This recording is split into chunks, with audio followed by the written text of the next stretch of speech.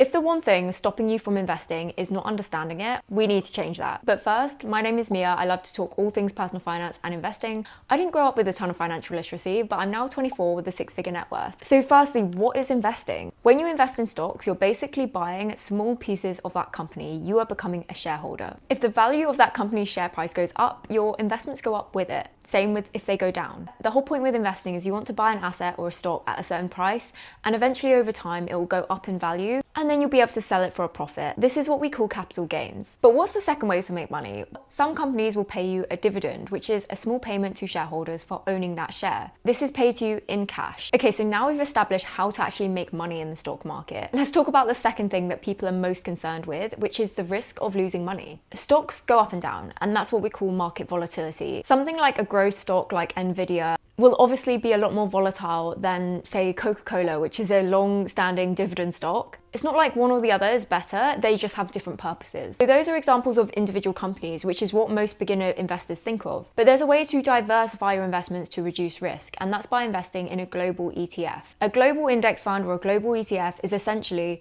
a basket of hundreds or thousands of stocks, which you're essentially buying all at once, and it tracks that index passively.